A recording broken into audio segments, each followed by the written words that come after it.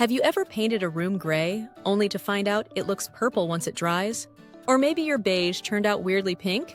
You're not going crazy, that's undertones at work. In this video, we're uncovering the real reason your paint doesn't look like the swatch, and I'll show you how to use basic color theory to build a color palette you love. Let's break it down.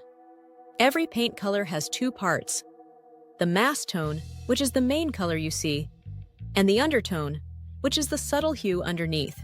That's why one gray can look slightly blue, while another has a green or purple cast. And the tricky part? These undertones become very noticeable depending on your lighting and what's around them. Undertones usually fall into two main categories: warm and cool. Warm undertones have hints of red, orange, or yellow, giving a cozy and inviting feel. Cool undertones, on the other hand, lean toward blue, green, or even purple, creating a more calm and refreshing vibe. A cool gray might look neutral at first, but place it next to a warm beige couch, and it can suddenly take on a purple or icy tint. That's the power of undertones. They shift depending on what's around them. To spot undertones in a paint color, start by holding a plain white sheet of paper next to your swatch. This helps the subtle hues stand out more clearly. Then, compare your color to a few similar shades side by side to see which tones pop out in contrast.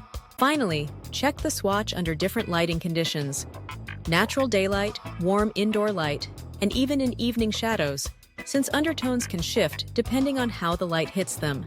Here's a pro tip: avoid choosing paint colors based on how they look on your phone screen or in a Pinterest photo.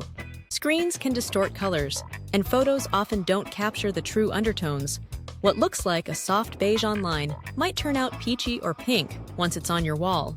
Always test the actual swatch in your space to see how it behaves in real light. Once you've nailed undertones, it's time to build your color palette. Don't worry, you don't need an art degree, just a basic understanding of how colors relate. Here are 3 easy color schemes that always work. First up is monochromatic. That means using different shades of the same color, like light gray, medium gray, and charcoal. It gives a calm, modern feel that's easy to love. Next, we've got analogous colors. These sit side by side on the color wheel, like blue, green, and teal. The look is soft, natural, and super cohesive. And finally, there's complementary. These are opposites on the color wheel, like blue and orange or green and red. It's a bold combo that adds energy and contrast in the best way. Here's a pro-level tip. If you want your whole house to feel pulled together, start with a neutral color you really like. Then add one warm color and one cool color to make the space feel balanced and interesting. Now that you understand undertones and basic color theory, you're already ahead of the game. These two concepts are the secret behind making every room feel intentional and cohesive.